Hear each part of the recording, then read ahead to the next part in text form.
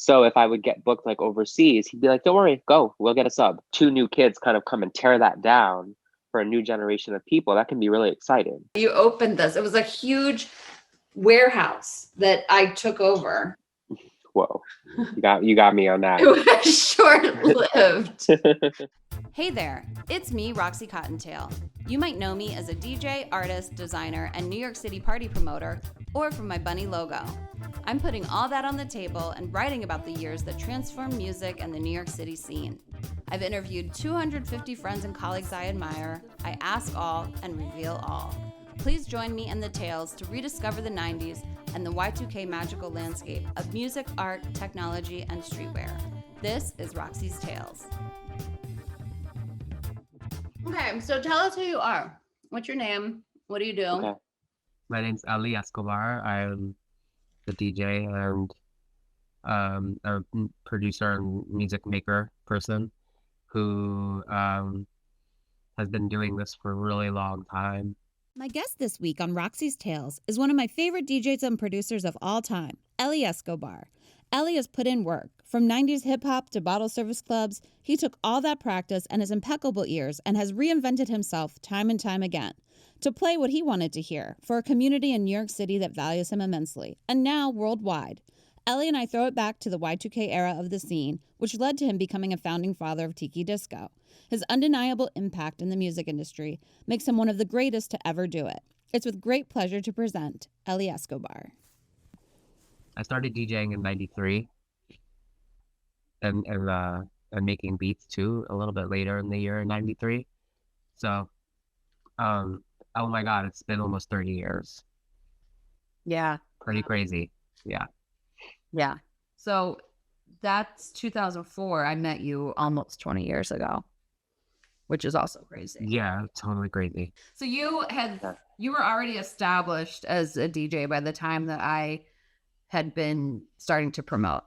But where were you spinning around? Like, that's when like my first party was in 2003. Around 2003. Yeah. Yeah, I was definitely doing Bungalow 8 every week. It's so hard to remember 2003. Oh, I used to do this party Sunday nights at Halo. That might have been 2003. Well, 2003. I can figure this out by records. So, like, if you told me what year Beyonce Crazy in Love came out, I could tell you I was playing at Lotus. Or if you asked me when 50 Cent in the Club came out, I could tell you I was playing. That? I don't know. It's just you just know what slapping. Yeah, and I've always been like I can remember years that every record since like 1980, since I started paying attention to pop music, I can remember the years that everything comes out in. That's like one of the only things that I'm good at, like as far as my brain goes. So it's easy for me to figure out where I was DJing when I think about records when they dropped, and then I can put the pieces together. But I was playing at Lotus. I was playing at like the sort of the top tier, kind of. It was before bottle service. I wouldn't like go that far to say bottle service clubs, but like clubs that were like hard to get into. But yeah, I think that the places I was playing right at that moment might have been Halo on Sundays, which was a phenomenal party. It was a really awesome party. And Lotus on Mondays, which was like their big night. And Bungalow 8 on Saturdays, I think, was when I was do Bungalow. But I think the first time that I probably heard, or not heard you, but we worked together was maybe, I have to look at the dates because this was room service. So it's possible maybe you didn't book me or we didn't work together until a little bit later on. Like 2007 or something. Yeah. You also played a pussy party that we called, instead of Virginia is for Lovers. Do you remember this? Don't tell me where it was. It was in the Lower East Side. No, I'm wrong. Okay, where was it? It was what used to be Downtime, but then they changed it to Rebel. Oh yeah, I remember this. It was like DJing. Yeah. Diplo played, right? Yeah, he wasn't on the flyer, but he had performed somewhere doing something, and so I got him to come through and do a set. Yeah, I remember this night. Yeah, and I have a picture I think from it with me and Pace at Jubilee. Okay. I'm pretty sure I have it somewhere. So do you have a deep archives? Yeah, I'm pretty good at that stuff. Really? Yeah, I always have been. I have like everything that I've ever like been a part. I have all my when I was in the band. I have all our flyers from every show we ever played, like CBGBs and the Limelight and stuff. I have everything. Well, this was one of my birthday parties. I think this was. Do you remember this? Where was this? There's a place called Imperial. Whoa, you got me on that. It was short-lived. Where was it? It was like West 19th Street. You remember this flyer? Yeah, I do. Oh my God, I hate that picture of me. Why? I'll tell you why if you want to know. It's because when I signed with DJAM's management company, is that Lloyd with his like president outfit on? Yeah. Okay. When I signed, I signed with DJAM's like DJ man agency kind of thing. Yeah.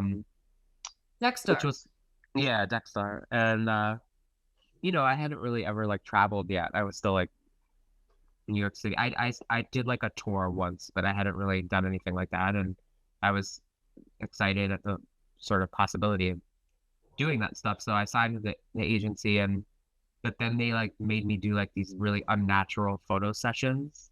Where they'd be like, wear like a Run DMC t-shirt and put sunglasses on and all this shit.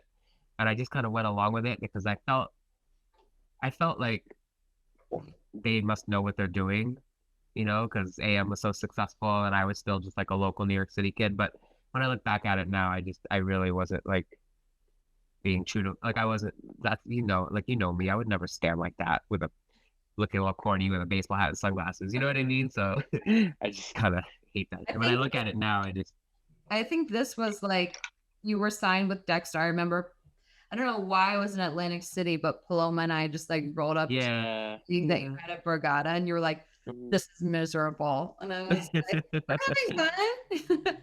Yeah. I look at that party that I did that for so long.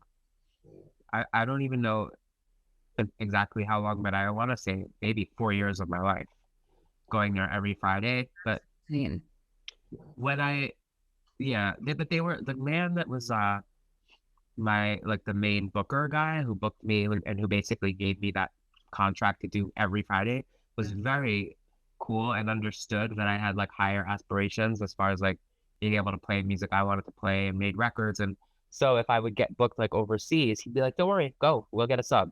So I wasn't like trapped there in a way.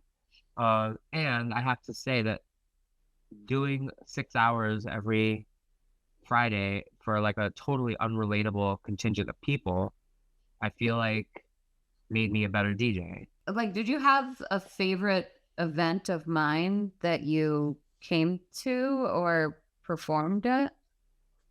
Yeah, I feel like we did a night. One night I remember very well it was just Sway, and I don't think there was anything like crazy over the top about it that I could tell you. I just remember playing them and everybody just like dancing and having a great time. Oh, this is in Miami. Oh, I remember this. Yeah. Yeah. You didn't. Did you have something to do with that? No, this was Mad. But you were there. Yeah. No, this was Mad Decent. I guess WMC event because there's this was just in Cosmo's folder because he had the cowbell. You must have right here. Yeah, I did. That was my first. I had gone to Winter Music Conference like in the early 2000s. Just I went like I DJ'd maybe once, but I went because I loved house music, so I would go to the parties. But that was like my first year going when I kind of had like a little buzz around my name finally, and I DJ'd a bunch of parties, and I remember that one being like really. This was amazing. A standout, yeah. Yeah, I hosted this, and then all you. Oh, okay. All you. That was like, so you hosted this "Wish You Were Here" party? Yeah. Yeah, that was like amazing. That was Lloyd's. That night belongs to Lloyd. Like you ask anyone that was there, because he just killed it. He just like killed it so hard. I don't remember what. He just played like an unexpected set of like Funkmaster Flex classics. And he just went in so hard and everyone was just going crazy. He definitely like, that was his night. I love that. Did you know about me before you met me? Probably. I don't know. This is what I remember. I remember hearing about holotronics, kind of, but I think that I was a little bit older, right? So like just a bit. It doesn't seem to matter that much now that we're all kind of like at a certain age. But when you're in your 20s, I feel like the difference between being like 21 or like 26 can be kind of big. Yeah. And I remember hearing about holotronics, but I remember the people that were kind of excited about it. I felt like were younger than me, and I also felt like I felt like,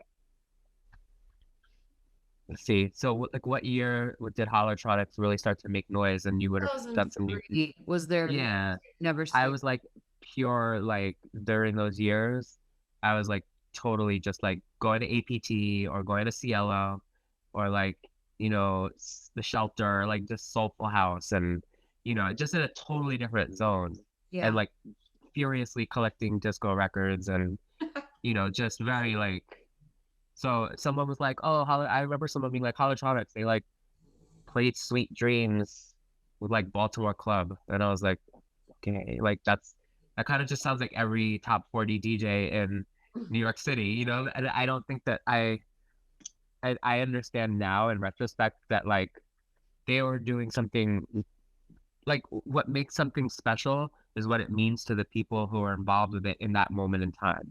So I think that like I remember like when I became really good friends with Amanda, when she would tell me about the early holotronics parties, I could really understand how amazing. I mean, she made them sound like so amazing, and I could see the appeal to kids, especially Philly has like a history of DJs who sort of play in a certain way. So if two new kids kind of come and tear that down for a new generation of people, that can be really exciting, Yeah. And I kind of feel like when we started Tiki Disco, there was a little bit of that element too. It was like we were playing, like DJs had been playing disco forever, but we kind of started playing different records and playing them in a different way and playing them for kids who were like 10 years younger than us or so. And somebody might look at us and be like, well, what are they doing that's so special? But it really is more about what's making it special for the people in the crowd who are having a moment that matters to them. Anyway, I'm going on a tangent here, but I just feel like it just wasn't in sync with holotronics. I didn't really know that much about it, but I knew your like little bunny logo and thing probably from seeing the holotronics around. Because the other thing is I was a club kid and also was in nightlife because I was working in nightlife. So I was always aware of everything that was going on, even if I wasn't going to it. Yeah. You know what I mean? So yeah, I definitely was aware for sure. I think I knew who you were before I met you. Yeah. And there's another night that I really liked that I think we did together that was later on, and I have a recording of it, and I cannot remember what the place is called, but it's a place where they started doing ghetto gothic on the Lower East Side. Not Santos. No, small place. It's like 2 floors. Did you ever go to ghetto gothic when it first started? Yeah. And they would be in the basement, I think, of this place. Gallery bar. Gallery bar. Yes, we did Gallery bar one time. I don't remember what the event was. But Pebble's birthday. Is that what it was? I think so. And I DJ'd. Yeah, you're on this player. I'm gonna send you. I remember playing like I was playing like all like kind of like Runway House and stuff like that. And it was really fun. I remember that being a really fun night. Yeah, you, me, Jubilee, and Bonnie Danger. Yeah, I think Jubilee played before me or something. I remember totally that night. I remember that night being super fun. Do you remember this? This is later on. This is 2009. Roxy's Playhouse. This was DJ Drama and Diplo for Pepsi. And I'm on the flyer? Yes, you did a special guest DJ set. You opened this. It was a huge warehouse that I took over with Pepsi money. Do you remember this? Williamsburg? No. You don't remember this? Maluca performed. It was nuts. It was really nuts. There's a video. Really? Yeah, I'm gonna How send. can I not remember it? I don't know. This shit was crazy though. Who are the three people? It's DJ Drama, Diplo, and you Yeah. in the little circles, Yeah. and then it says Eli Escobar. No, I don't remember. You're below. You're like a special guest. Yeah. God, no, I don't. I have no recollection of this. This was a crazy night. So, did you meet anyone at my events? I mean, I don't know if you met Amanda at one of my events. I don't know how you met Amanda. You probably don't remember that either. I think I could probably figure that out. Really? I think this is something I remember. I was with M.I.A. one time. We did a song together here in my apartment, and then we went to your party at room service after we finished recording the song, and Amanda was there, but I don't think I really knew Amanda, so I might have met her that night. Oh, no. I didn't know Amanda. Yeah, like I definitely didn't know Amanda when we went, and I remember we went to your party and I think I met her. Did you guys come with Daft Punk? No. Because that was the night that M.I.A wrote me and was like, it was when she played, it was that same year because she played at like the Coney Island Cyclones. Remember that huge The art walls, you mean? The what? No. The art walls in Coney Island? No, it was like where the Cyclones play at the stadium, and she opened. Oh, okay. And it must have been like the night before for rehearsals or whatever. And she's like, hey, and room service was dead. And she's like, I'm bringing Daft Punk. And I was like, what, for real? And like Chris Rita was like, who the fuck is Daft Punk? And I think I don't know if it was like Jusky or Stretch or whoever was DJing. They're like, nah, it's a big deal. Like, you gotta make it happen. And I was like, I can't bring them here though, because it's dead. So can I take them to the strip club next door? And so they were like, yeah, sure, and gave me bottles. So it wasn't that night. It was I remember when they played. I saw them at Coney Island, but I don't remember M.I.A opening up for them. But this was before she. It was before she had the Kala album out. It was before she really like blew up. We were just here, and then but then I think the reason, and then when I officially met Amanda was because I was doing a remix for Britney Spears. Yes. And I was like, it would be really good to have Amanda rap on this, and it would be like excellent for her and for me. And so then we really we went on also remixed one of my songs. Yeah. What happened to that though? I don't know. It was cool. I liked it. It was like a dubby disco remix. Any genres or artists that I introduced you to, or DJs that you like hadn't known about? I mean, I didn't know about like Nick Catchdubs and maybe when did he start DJing? That he was playing Sway a lot, right? Early, yeah. Yeah. So 5. Did you know A-Track before? Like, were you into like turntablism?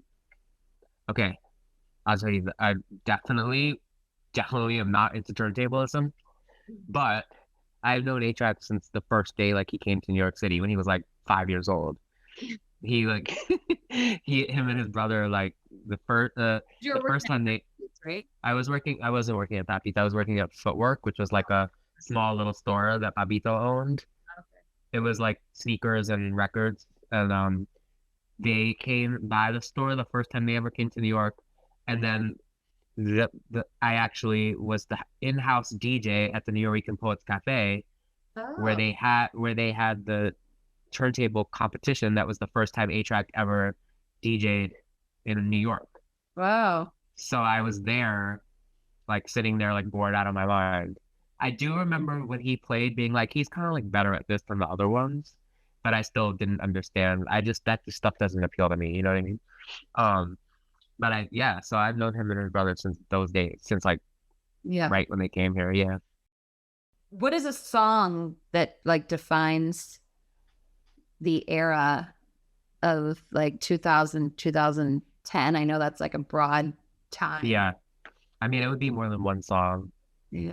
I feel like it would be like Fuck the Pain Away by what's her name? Peaches. or like Fisher Spooner, that big one they had. What was it called? I don't remember what it's called. And Good. like Freeway, What We Do, Okay. right? Um, Yeah, I booked Cosmo with Freeway at Joe's Club. oh, cool. I feel like those are pretty good, Yeah. like decade defining I records would right also there. say M.I.A. as well. The shift of like, well, you know, like with the holler board, that was kind of like what we were Yeah. doing in our day to day was kind of like digitally. Yeah, that's definitely something that I feel like I learned from the group of people who were maybe a bit younger than me and really were influenced by the Hollertronics party and all the music that was kind of coming out. I think there was like a really cool do it yourself ethos that arose from that, which was kids being able to get their music out without needing a record label or pressing vinyl. You can make all these cool bootlegs or original beats and just put them up on the message board, and then as DJs we were all of a sudden using computers and CDJs, so we could, like, I can remember before that I had this huge um recording console in my studio, and I would make edits of like songs I liked and be like, man, one day I'll actually be able to play these. It's just like I would just make them because I wanted to, because I was passionate about doing edits, but like then I'd haul records to the club. I didn't have the option to play anything digital. So it was a really exciting transition to like Serato or CDJs, where all of a sudden you could make something like an hour before you left the club and play it. And I think that had a big influence on the sound, for better and for worse, right? Because a lot of DJs were playing shitty bootlegs they made that were bad quality, but at the same time, there was a lot of exciting music and a lot of exciting artists that got discovered. And I definitely feel like and the blog sort of thing was kind of going at the same time, right? And I had my blog and I was putting out a lot of my personal edits on my blog, and I feel like that helped my career, for sure. Move beyond just being like a locally known DJ in New York City who played all the clubs. Yeah. All of a sudden I was getting booked in like Sweden and you got to Finland more of what you wanted to play. Totally, yeah, it was a huge shift for me. So I think that you guys created a space for that generation to explore like their identities and to to have something their own, while this other awful thing was happening in New York, which was bottle service like reaching its like really disgusting climax, at the exact same moment. Yeah. It was like you could go to 27th Street in 2005 and it's like a total nightmare, but then you could go down to Sway and it would be awesome. I mean, for me, I think having the punk rock background that I had from, being in the suburbs of DC, I was always really into my community, and having my, like, whenever I would do an event, it was like there was no judgment and like all were welcome, Yeah.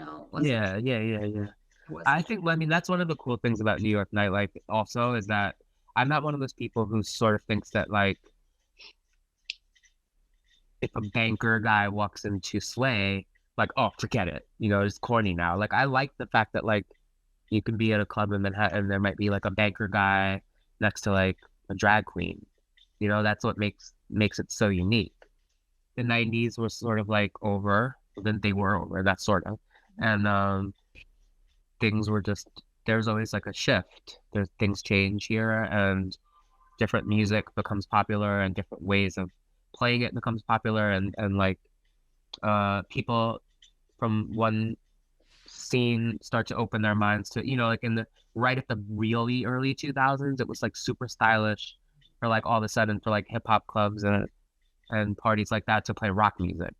Like you would hear like every DJ play the Strokes and do their little rock set in the middle of a normal hip hop night, and everyone kind of pretended they loved it, because they I mean, I liked it, but you know what I'm saying, like so there's always like these moments where like people kind of open their mind to something else that's out there, and sometimes it's really genuine, you know. So I feel like that moment in time was like exciting because all of these younger people were totally open to hearing like Baltimore Club and Miami bass and crunk and whatever else like mixed together, you know, and that's really refreshing, especially in New York that had like New York, we're like gatekeepers of like certain types of music, you know, and there's like this is how it's done, and you know, like these kids who were like going to Sway and stuff were just kind of like, we're not interested in hearing about any of that. We just want to